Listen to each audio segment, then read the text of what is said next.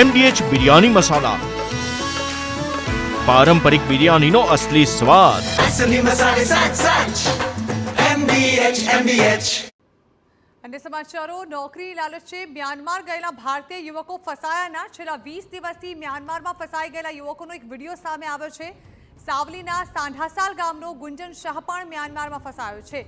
વડોદરાના 10 સહિત દેશભરના 100થી વધુ યુવક યુવતી મ્યાનમારમાં ફસાયાનો દાવો કરાયો છે. મ્યાનમારમાં ડેટા એન્ટ્રીની લાલચે લઈ ગયા બાદ અન્ય કામમાં જોડી દેવાનો એજન્ટો પર આરોપ છે. ભારતીયો પાસે 14 થી 18 કલાક સુધી કામ કરાવાતું હોવાનો દાવો આ વિડીયોમાં કરાવાયો છે. અમદાવાદ ક્રાઇમ બ્રાન્ચે આ પ્રકારની છેતરપિંડીના વિડીયો વાયરલ કર્યા બાદ ભારતીયોને ફસાયાનો અહેસાસ થયો છે. ફસાયેલા ભારતીયોએ 20 દિવસથી ઇમિગ્રેશન કર્યું છતાં મદદ ન મળ્યાનો દાવો કરાયો છે.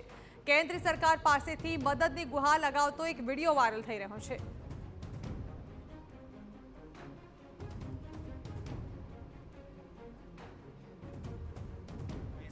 हम सब गुजरात इंडिया से हम यहाँ पे म्यांमार में ऑलरेडी आए हुए थे. हमें धोखे से यहाँ पे लाया गया है सब लोगों को. हम लोगों को यहाँ पे काम के बहाने बोला कि डेटा एंट्री वगैरह काम करवाएंगे. किसी को एडवर्टाइज के थ्रू बुलाया गया. बट यहाँ आने के बाद पता चला कि कुछ और ही हम इनसे काम करवा रहे हैं, ज़बरदस्ती वो भी, और हमें जाने भी नहीं दे रहे और ऊपर से 14 से 18 घंटे काम करवा रहे. हमें जब मौका मिला अपनी कंपनी से निकलने का, हम निकल के यहाँ पे म्यांमार में मायावाड़ी करके एरिया है, NGO है, वहाँ पे हम सारे लोग 4 तारीख को आके रुके हुए हैं. 7 तारीख को यहाँ से हमारा इमिग्रेशन हो चुका है. बट यहाँ पे हमें नहीं पता, हमारे पास फ़ोन नहीं है तो हम किसी को कांटेक्ट नहीं कर पा रहे. तो प्लीज़ भारत सरकार को रिक्वेस्ट है कि हर एक स्टेट से यहाँ पे बंदे हैं. 117 लोग यहाँ पे, दूसरे NGO में भी और 100 लोग हैं. सारे इंडियंस है, पाकिस्तानी है, बहुत सारे कंट्री से यहाँ पे बहुत लोग हैं. तो प्लीज़ जो भारत सरकार के पास ये वीडियो आती है तो जल्दी से हमें निकलवाने का ट्राई करें. તો વડોદરાના સાવલીના ગુંજન શાહ સહિત ભારતના અલગ અલગ રાજ્યોના યુવક યુવતીઓને વિવિધ લાલચ આપીને મ્યાનમાર બોલાવ્યા અને બાદમાં કલાકો સુધી કામ કરાવાયું. ત્યારે આ ભારતીયોને વિદેશની ધરતી પર ફસાઈ ગયાનો અહેસાસ થયો. એટલે ગુંજન શાહ સહિતના મોટાભાગના ભારતીય યુવક યુવતીઓ જે તે જગ્યાએથી ભાગી આવીને માયાવાડી નામના વિસ્તારમાં આવેલા સેફ હાઉસમાં NGOની મદદથી સહારો લઈ રહ્યા છે. પરંતુ હવે આ ભારતીયો પાસે રૂપિયા ખૂટી ગયા છે. એટલે તેમણે તેમના પરિવારનો સંપર્ક કરતા તેઓ પણ ચિંતાતુર બન્યા છે. ગુંજન શાહની માતાએ પુત્રને પરત લાવવા માટે તંત્ર સામે મીટ માંડી છે. પરંતુ તેમનો દાવો છે કે તંત્રને જાણ કરવા છતાં હજી સુધી કોઈ પગલાં નથી લેવાયા.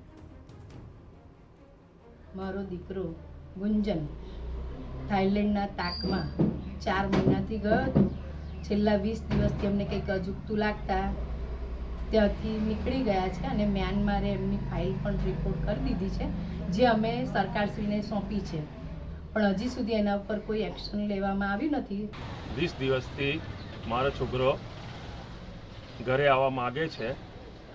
એની સાથે બીજા 120થી 30 છોકરાઓ જોઈન્ટ છે. ત્યાંની ગવર્મેન્ટે ઇમિગ્રેશન પૂરું કરી દીધું છે, પણ અહીંયા ફાઇલ કરેલી છે છતાં એ કામ આગળ વધે તે રીતે સરકારને અપીલ કરું છું. MDH કિચન કિંગ મસાલા રસોડામાં હોય તો આપણે કાંઈ પણ બનાવી શકીએ છીએ. રીંગણાનો ઓળો, બટેટા ફુલાવર, ભીંડી મસાલા અને બીજું ઘણું બધું. MDH